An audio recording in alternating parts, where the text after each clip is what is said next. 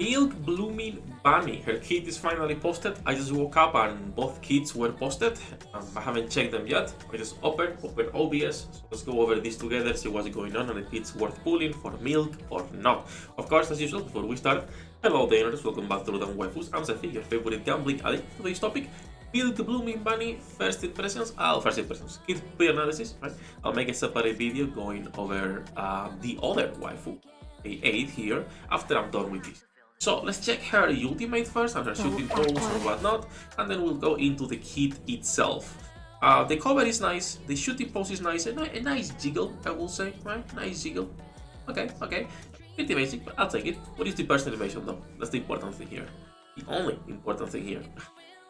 Is it worth MLB in the new waifu or not?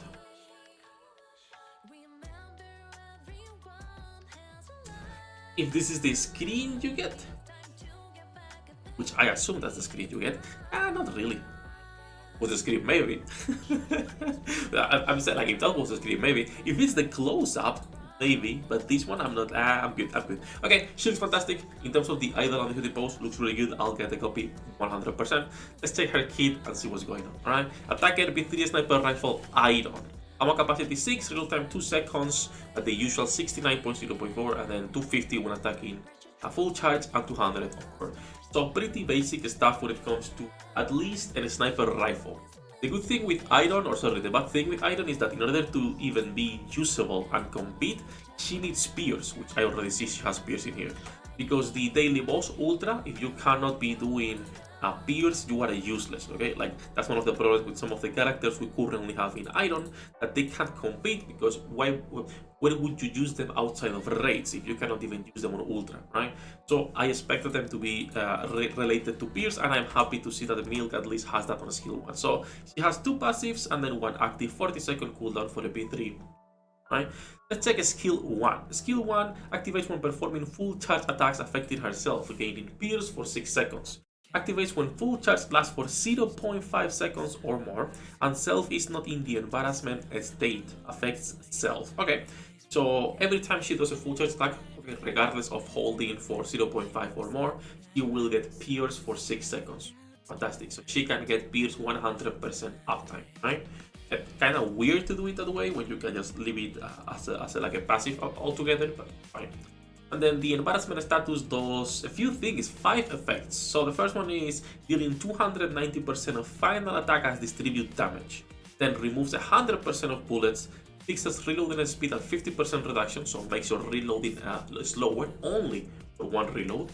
You have to forcibly reload, okay, so you are forced to do this. You remove all your bullets, you are slower now, but you have to reload 1 time, and you get an attack buff of 100% for 40 seconds. Now 40 seconds is a long ass time buff, and we'll see why, but the rest it's only a one-time thing. So this 290 only happens once, that slower reload only happens once, and then you get an attack buff is pretty big at 118 for 40 seconds. Nice. Attack alone is not enough nowadays to be like a, an actual proper contender for meta, but it should be good already to give her nice damage. If you're a min-maxer, you could just like full charge 1 shot and then spam shots for 6 seconds until you have to gain Pierce again. You do not need to charge this skill more than once, because it lasts 40 seconds, so I assume until you have to reapply it, you can spam shots and only do 1 full charge when you need the Pierce. And then we have a skill 2, which is another passive, Outburst. Activates only when in embarrassment status, so 40 seconds you are here, pretty simple. You are getting Pierce damage increased by 64% continuously, and activates when in overconfident status. Affects all enemies every 2 seconds, dealing 400 of final attack as distribute damage. This skill 2 looks like it's gonna be kind of priority for the final attack, right? But this is on the burst, I assume, right? Yes, this is on the burst. All enemies every 2 seconds. That's a huge damage. I mean, considering it's every 2 seconds and the full burst duration is only 10 seconds, it might not be like as crazy as we think, but we'll see when the game drops. So she gets kind of like almost permanent, right? Attack buff of 120% and 65% of pierce damage continuously as long as you do a full charge shot every 6 seconds to have pierce. For most people, this is a character you will leave on auto and forget.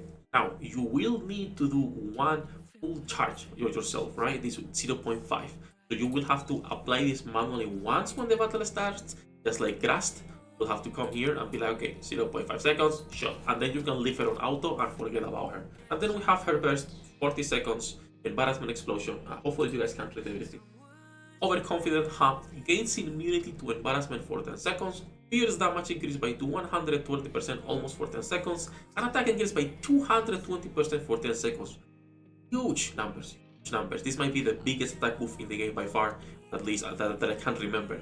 Maybe Fire Asuka has a bigger one, but I don't think so.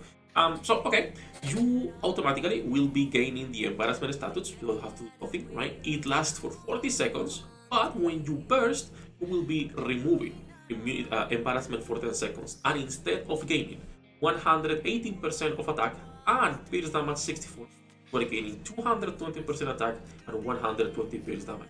You will only need to reapply embarrassment every 40 seconds. Right? Because you lose it here on the full burst duration, and when full burst ends, you don't have neither overconfident or embarrassment, so you have to apply it again. I like her kit. I don't know if it's gonna be enough fit with some of the iron characters. We have like a really strong iron characters at the moment in the game, so it's kind of hard to justify pulling for her again until we test, right? Maybe she actually comes in and it's crazy damage. There is a few pierce buffers we also can use in teams like this, so we'll see. Of course, the first one that comes to mind is going to be Grave. She sees distribute damage, there's also a couple of characters we could be going for, but we'll see how she performs in a couple days in Ultra and then also in the Union Rage, and we are getting a Union Raid soon, so that will help test the characters as well a little bit. In my opinion, so far it looks like a character you can get a copy and will be helping, not only here but also in Tower, but then again, a lot of characters look like they might be strong, and then when we actually get them, they kind of suck, right? Or are just like mid units. I thought the kit was gonna be more complicated because what they were saying about, you know, manually playing, but it looks like she will even work on auto, even if she has this 0.5 second charge mechanic. That said, any questions you guys have about the character and this pre-analysis, let me know in the comments and I'll be answering them. As usual, we are live every single day, links in the description. Good luck with your pool dinner rates, I'll see you in the next one.